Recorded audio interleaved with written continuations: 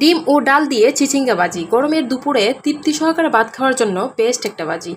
আসসালামু আলাইকুম, সবাই কেমন আছেন? আশা করছি ভালো আছেন। আলহামদুলিল্লাহ, আমিও ভালো আছি।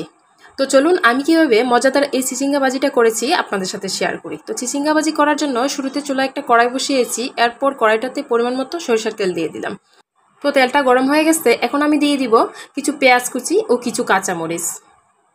তো আমি এখানে কাঁচামরিচগুলো আস্ত দিয়েছি, আপনারা চাইলে ফালি করে দিতে পারেন। তো পেঁয়াজ ও কাঁচামরিচগুলো দিয়ে এখন আমি একটু নেড়েচেড়ে ভেজে নেব। আর আজকে চিচিঙ্গা ভাজিটা আমি মসুর ডাল দিয়ে করব, এই জন্য কিছু চিচিঙ্গা আমি ভালো করে চিকন চিকন করে কেটে নিয়েছি, আর সাথে কিছু মসুর ডাল দিয়ে একসাথে ভালো করে ধুয়ে পানিটা জড়িয়ে নিয়েছি। তো এইদিকে পেঁয়াজ কুচিটা কিছুক্ষণ ভেজে নেওয়ার পর এখন আমি দিয়ে দিচ্ছি 1 চামচ পরিমাণ হলুদ গুঁড়া, পরিমাণ মতো লবণ। তো লবণ ও হলুদ গুঁড়াটা দেওয়ার পর আমি একটু নেড়েচেড়ে সবগুলো ভেজে নেব। তো কিছুক্ষণ ভেজে নেওয়ার পর এখন আমি দিয়ে দিচ্ছি কেটে ধুয়ে রাখা চিচিঙ্গা ও ডাল। তো ডাল ও চিচিঙ্গাটা দেওয়ার পর আমি একটু নেড়েচেড়ে মিশিয়ে দিচ্ছি।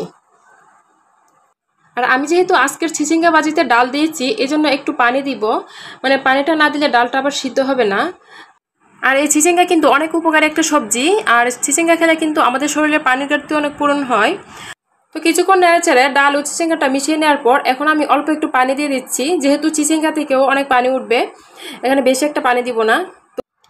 তো পানিটা দেওয়া হয়ে গেছে, এখন আমি আবার একটু নেড়েচেড়ে মিশিয়ে নিচ্ছি। তো এখন আমি একটা ঢাকনা দিয়ে ঢেকে রান্না করে নেব যতক্ষণ না পর্যন্ত ডাল ও চিচিঙ্গাটা সিদ্ধ হয়। চিচিঙ্গা সবজিটা কিন্তু অনেকেই খেতে চান না, আপনারা যারা চিচিঙ্গা দিয়ে তরকারি খেতে পছন্দ করেন না তারা কিন্তু এইভাবে চিচিঙ্গা ভাজি করে খেতে পারেন। আর এইভাবে চিচিঙ্গা ভাজি করলে কিন্তু গরম ভাতের সাথে খেতে অনেক ভালো লাগে। তো আমি কিছুক্ষণ ঢাকনা দিয়ে ঢেকে রান্না করে নেওয়ার পর ডাল ও চিচিঙ্গাটা সিদ্ধ হয়ে গেছে। তো এখন আমি দিয়ে দিব একটা ডিম ভেঙে।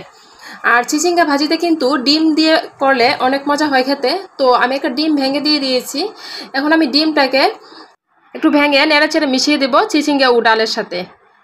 আর ডিমটা কিন্তু তখনই দিতে হবে যখন ডাল ও চিচিঙ্গা সিদ্ধ হয়ে যাবে, মানে নামানোর 5 মিনিট আগে আর কি। তো আমি ডিমটাকে একটু নেড়েচেড়ে মিশিয়ে দিচ্ছি চিচিঙ্গাটার সাথে।